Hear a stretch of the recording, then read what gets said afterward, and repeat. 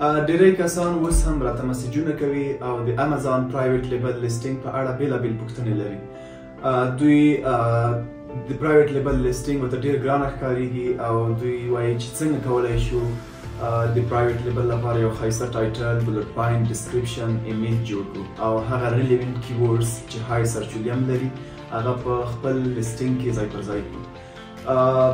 ډیری کسان دي چې د دې په مقابل کې حتی ځینې کسانو ته پیسې ورکوي یا هم پیمنټ ورته کوي تر څو د دوی هغه ښایسته لیسټینګ اپټیمایزیشن وکړي یا هغه های لکه څنګه مې چې مخکې یادونه وکړل چې هغه های سرچ ولیوم کیورډز د دوی په خپل لیسټینګ کې استفاده شي تر څو په سرچ ریزلټ کې د امازون هغه پروډکټ د دوی کسټمرانو ته ښکاره شي. نو په دې ویډیو کې زه غواړم تاسو ته دا هر څه تشریح کړم.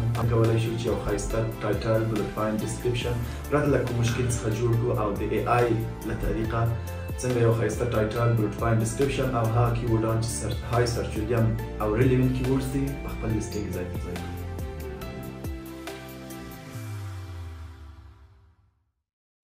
نو راځئ چې اوس په دې باندې کار وکړو چې څنګه کولی شو چې د ای آی له طریقه یا هم چټ جی پی ټي له طریقه یو ښایسته ټایټل، بلټ پوینټ، ډسکریپشن د خپل امازون پرایویټ لیبل لیسټینګ لپاره جوړ کړو.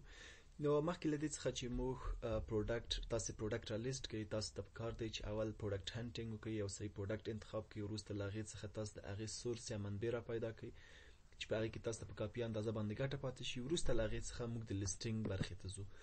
نو کله مو چې پروډکټ هند شو نو د هغې نه وروسته به سورس هم شو، تاسو به د هغه پروډکټ کوم پروډکټ لیست کول چې غواړئ او په کوم پروډکټ چې تاسو ته په کافي اندازه باندې ګټه پاتې کېږي د هغې تصویر یا عکس به ځان سره راواخلئ او را به شئ الي بابا پلیټفارم ته یا ویب سایټ ته او دلته به سرچ بای ایمیج هماغه تصویر باندې به سرچ وکړئ کوم پروډکټ. مثال په ډول باندې زه غواړم چې دغه پروډکټ البته لیسټینګ د دې جوړ کړم، نو تاسو به راشئ دا به انتخاب او سرچ بای ایمیج. نو دا پروډکټ چې څومره کسانو لیست کړی، البته دا پروډکټ چې څومره الي بابا سپلایر خرڅوي هغه به سرچ ایمیج کې تاسو دلته مکمل راشي. تاسو داسې هم کولی شئ چې دغه یو لیسټینګ دلته راخلاص کړئ. زه دا راخلاصوم، وګورئ چې هر څه ښایسته ټایټل، بلټ پوینټ، ډسکریپشن ښایسته را جوړ کړي وو. تاسو له دې څخه هم کاپي کولی شئ، خو دا ښه نه راځي، پروفیشنل لاره ده، طریقه ده صحیح نه راځي، خو بیا هم دا یو لاره ده، یو طریقه ده چې تاسو کولی شئ چې دا مختلف ده. وګورئ ټول یو نوع پروډکټ دی، هر چې ښایسته ټایټل، بلټ پوینټ، ډسکریپشن را جوړ کړی وو تاسو له هغو څخه را کاپي کولی شئ. نو زه راځم دا یو څو مې راخلاص کړي، ګورم چې دا څنګه یو ښایسته ټایټل کېدلی شي یا نشي کېدلی. که چېرته دا ښایسته ټایټل نشو کېدلی، ځینې دلته ډسکریپشن هم ورکوي. وګورئ هر چې ښایسته ټایټل، بلټ پوینټ، ډسکریپشن جوړ کړي وو تاسو له هغې څخه هم کاپي کولی شئ. مثال په ډول باندې زه وایم چې دا هم ښایسته ټایټل کېدلی شي، تاسو د کاپي کوم. راځم دا په چټ جی پی ټي یا ای آی کې یا اوپن ای آی هم ورته ویلی شو. راځم دا دلته اچوم، ګورم دلته بل چې ښایسته ټایټل یا بلټ پوینټ یا ډسکریپشن جوړ کړی وو تاسو کوم. مثال په ډول باندې زه راځم پروډکټ ډسکریپشن فرام د سپلایر، دا چې دی د تقریبا د پروډکټ ډسکریپشن کېدلی شي. نو دا هم زه راخلم، له دې څخه راخلم پروډکټ فیوچر، دا پروډکټ کوم فیوچر یا بلټ پوینټس داسې لري، نو دا هم دا کنټرول سی او دا هم راځم په ای آی کې دا کنټرول وی کوم. راځم ښکته همداسې راځم دلته ګورم که بل چې هم دا پروډکټ ډېر ښایسته ډسکرایب کړی وو، له هغه څخه هم هغه ډسکریپشن دغه څه کاپي کوم او دلته یې اچوم چې هر څه که ښایسته. مثال په ډول باندې زه وایم چې دلته دا همدغه سیم پروډکټ دی، دلته هم لږ څه صحیح ډسکرایب شوی. نو راځم دا هم دلته کنټرول وی کوم. کله مې چې دلته کنټرول وی کړ د هغې څخه وروسته راځم نور هم تاسو را وګورئ که د دې څخه ډېر ښایسته پروډکټ دا چا ډسکرایب کړی اوسیږي، نو تاسې هم هغه ډسکریپشن یا هغه ټایټل څه کولی شئ را اخیستلی شئ. راځم دلته ګورم چې اوکې ډسکریپشن پروډکټ ډسکریپشن فرام سپلایر. اوکې نو تاسو کولی شئ تاسې اته دا هم را کاپي کولی شئ. د صحیح دی د دې څخه زه در اخلم، دا هم د پروډکټ په اړه باندې معلومات دي، کوم څه معلومات چې به تاسو نه غوښتل چې هغه راشي هغه ترې ډیلیټ کولی هم شئ. صحیح دی، نو دا زه کنټرول سی او را اخلم دا هم ای آی کې اچوم. کله چې تاسو دا ټول ای آی کې دلته واچو نو هغې نه وروسته به تاسو راشئ دلته. زه راځم دلته مثال په ډول باندې دلته انټر نشم وهلی ځکه چې هغه بیا ځي. نو دلته به تاسو راشئ ورته وبه وایئ ما مخکې له مخکې دلته هر څه ټایپ کړي تر څو زموږ وخت ضایع نشي. دلته ما ورته لیکلي چې according to above paragraphs please create a title, 5 bullet points and a description for my Amazon water closure listing. نو دا به تاسو ورته ولیکئ. د هغې نه وروسته به تاسو ورته ووایئ چې د ټایټل must contain at least 160 characters. مطلب دلته دا دی چې موږ ته ویل شوي دي چې په ټایټل کې تاسې د 200 څخه زیات کرکټر څخه یعنی حرف څخه زیات څه نشو لیکلی. نو at least موږ باید دغلته 160 ولیکو. بیا به تاسو دلته ورته ولیکئ چې هر بولټ پوینټ چې دی هغه باید at least 300 کرکټر اوسي، یعنی 15 بولټ پوینټ موږ جو اډ کولای شو. په هر بولټ پوینټ کې حد اقل باید البته 300 کرکټر یو څه لیکل شي اوسيږي. بل چې د ډسکرپشن اډ کولای شو، ډسکرپشن کې به تاسو ورته وایي چې حد اقل تاسو باید 3000 کرکټر موږ ته ډسکرپشن خایسته او منظم را جوړ کړئ. او دلته به تاسو ورته وایي چې use all relevant keywords related to the water closure with high search volume in the USA. صحیح دی، تاسو به دا ورته ټایپ کړئ. وروسته له هغې نه به تاسو ورته ووایي چې don't use any registered brand name. دغه چې دی په امازون کې یو رول یو قوانین دی چې تاسو نشئ کولای د بل چا د برانډ نوم په خپل لیسټینګ کې ذکر کړئ. که چېرته تاسو د بل چا د برانډ نوم په خپل لیسټینګ کې ذکر کړ، همغه دقیقه به ستاسو لیسټینګ بند او لیسټینګ به مو اناکټیو شي د امازون لخوا، یعنی لیسټینګ مو سسپند کیږي. او دلته به تاسو ورته وایي چې باید پروفیشنل او داسې اوسیږي. داسې ما هر څه دلته ټایپ کړي، نو تاسو به څنګه وکړئ؟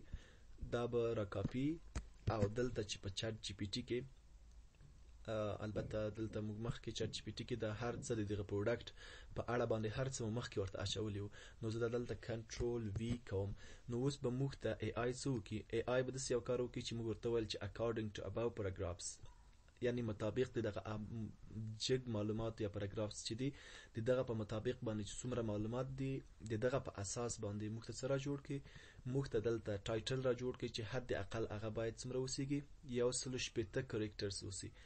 همداسې بیا مو ورته وویل چې تاسو بولټ پوینټ را جوړ کړئ چې حد اقل هر بولټ پوینټ له 300 حرفو څخه زیات اوسیږي. همداسې ډسکرپشن باید له 3000 حروفو څخه زیات اوسیږي. او هغه ریلیونت کیورډز یا ریلیټډ کیورډز چې واټر کلوزر ته مربوط راځي او های سرچ ویلیام لري په یو اس ای مارکیټ پلیس کې، نو هغه موږ ته څنګه وکړي؟ په دغه لیسټینګ کې ځای پر ځای کړي. او همداسې دلته تاسو ورته وایي چې ډونټ یوز any registered brand name، د کوم برانډ نوم دا څه به تاسو نه ذکر کوئ. همداسې موږ ورته وایي چې بی پروفیشنل اوسه او د زموږ ټایټل بولټ پوینټ ډسکرپشن ډیر ښایسته او منظم په اساس د دغه جګو معلوماتو باندې څنګه وکړي؟ را جوړ کړي. ځینې کسان راځي دلته څه کوي؟ هغوی راځي وایي چې ماته د امازون پروډکټ لیسټینګ لپاره ټایټل بولټ پوینټ ډسکرپشن را جوړ کړه. هغه ورته را جوړوي، هغه جنرال معلومات یعنی د واټر کلوزر په اړه باندې جنرال عمومي معلومات ورکوي، عمومي ټایټل او بولټ پوینټ جوړوي. خو دا کار موږ ځکه وکړ چې زموږ پروډکټ چې دی دلته ورته وایو چې زموږ پروډکټ دغه مشخصات لري، دغه مشخصاتو په اساس باندې موږ ته دغسې ټایټل بولټ پوینټ ډسکرپشن را جوړ کړي. نو تاسو به داسې نه کوئ چې یوازې راشئ دلته ولیکئ چې مثال په ډول باندې کریټ یا هم داسې څه ورته ولیکئ تاسې چې موږ ته دومره ټایټل بولټ پوینټ ډسکرپشن داسې را جوړ کړي. نه، تاسو به اول هغه د پروډکټ د هغه جنس مکمل مشخصات به دلته ورته ذکر کوئ، بیا ورته وایئ چې دغه په اساس باندې موږ ته څه را جوړ کړي؟ د دغه په اساس باندې موږ ته ښایسته ټایټل بولټ پوینټ ډسکرپشن را جوړ کړي، تر څو چې ستاسو د پروډکټ مربوطه کوم مشخصات چې لري د هغه په اساس باندې تاسو ته ټایټل بولټ پوینټ ډسکرپشن را جوړ کړي. اوس دلته ما دا هر څه ولیکه، نو راځم دلته څه کوم؟ اوس ګورم چې موږ ته په څه نوع باندې ټایټل بولټ پوینټ او ډسکرپشن را جوړوي. تاسو وګورئ دا شو ټایټل، صحیح شو. مو ویل چې حد اقل باید 160 کرکټرز یا حرف باید اوسیږي، چې دا هر څه دي. نو هغه به تاسو درته ویلی هم شي چې له 160 څخه باید کم نه اوسیږي او له 200 حرفو څخه زیات نه اوسیږي که چېرته ټایټل زیات شو.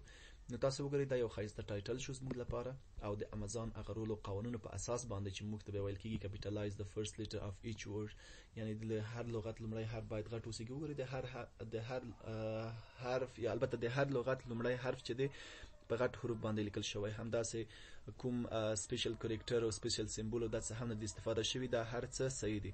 نو تاسو دا ګورئ کله چې دا شو ټایټل زموږ. وروسته له هغې څخه دلته تاسو وګورئ بولټ پوینټس، دا شو هم بولټ پوینټس، صحیح دی. دا موږ وویل چې څو بولټ پوینټ باید واوسي؟ 15 بولټ پوینټ. 15 بولټ پوینټ، هر بولټ پوینټ کې موږ ویل تر 300 حرفو څخه باید زیات څه ولیکل شي، حرف زیات د پروډکټ په اړه باندې د بولټ پوینټ په اړه باندې. البته په هر بولټ پوینټ کې د 300 حرفو څخه زیات یو څه ولیکل شي. تاسو وګورئ دا دوهم بولټ پوینټ شو، دا دریم بولټ پوینټ شو، دا هم څلورم. تاسو وګورئ چې هر یو بولټ پوینټ له 300 حرفو څخه څنګه دی؟ زیات دی. دا تاسو کتلی شئ او همداسې دا څلورم شو او دا هم پنځم. بیا مې ورته وویل چې تاسو موږ ته څه را جوړ کړئ، ډسکریپشن را جوړ کړئ. موږ وویل چې ډسکریپشن حد اقل صحیح دی باید له 3000 حرفو څخه زیات اوسیږي. دا هم د دې پروډکټ څه شو، ډسکریپشن چې حد اقل تر 3000 حرف پورې دی. نو تاسو به څه وکړئ، تاسو به راشئ دغه ټایټل به راواخلئ، په ټایټل کې به کنټرول وکړئ، بلټ پوینټ به تاسو راواخلئ، بلټ پوینټ کې به کنټرول سی کنټرول وکړئ، هر څه به دلته تاسو څنګه وکړئ منظم به تاسو واچوئ او دلته به ټایټل کې بلټ پوینټ هر څه ډسکریپشن. نو تاسو دلته راشئ ټایټل به راواخلئ، ټایټل کې به کنټرول ای کنټرول سی کنټرول وکړئ، ډسکریپشن به راواخلئ، دلته ډسکریپشن کې به واچوئ، همداسې هر یو بولټ پوینټ به تاسو راواخلئ، په بولټ پوینټ کې به دلته څنګه وکړئ واچوئ. او جنریک او دلته کیورډز چې دي یا جنریک کیورډز یا هم سرچ ټرم هم موږ ورته ویلی شو. د دې په اړه باندې ما منظم ویډیو جوړه کړې چې څنګه کولی شو چې معلوم کو یا سرچ انجن اپټیمایزیشن د خپل لیسټینګ وکړو چې موږ په ټایټل بولټ پوینټ ډسکریپشن کې کوم کیورډز استفاده کړي چې هغه کوم چې نه دي استفاده شوي او های سرچ ویلیم کیورډز دي ترڅو هغه په خپل لیسټینګ کې ځای پر ځای کړو. د لپاره منظم ویډیو دی چې تاسو ته ان شاء الله د دې لینک راخلم او دلته په دې ویډیو لینک کې تاسو سره شریکوم چې څنګه کولای شو چې هغه کیورډز یا هغه پوه شو چې کوم کیورډز مو په خپل لیسټینګ کې ځای پر ځای کړي او کوم لیسټینګ مو په خپل لیسټینګ کې نه دی ځای پر. یعنی زما هدف دلته دا دی چې څنګه کولای شو چې معلوم کو چې موږ ویل چې موږ باید کوشش دا وکړو چې څومره چې کولای شو چې هغه کیورډزان چې های سرچ ویلیم لري په خپل لیسټینګ کې ځای پر ځای کو.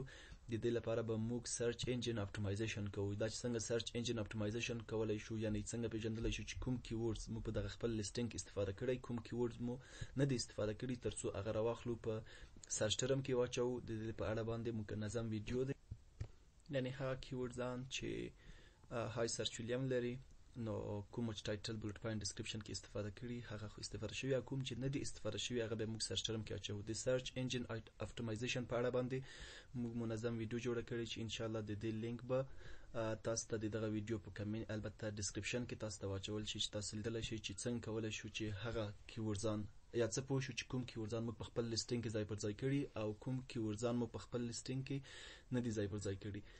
نو په دغه طریقه باندې تاسو کولای شئ چې ټایټل بولټ پوینټ ډسکریپشن را جوړ کړئ. ډیر اسانه، ډیر ساده او پاتې شو سرچ انجن اپټیمایزیشن په اړه به ان شاء الله تاسو ته د دې ویډیو لینک البته ډسکریپشن کې به د هغه سرچ انجن اپټیمایزیشن یا هغه کیورډان چې کوم کیورډان مو په خپل لیسټینګ کې ځای پر ځای کړي کوم نه ځای پر ځای کړي د په اړه به دغه ویډیو لینک به تاسو ته د همدغه ویډیو په ډسکریپشن کې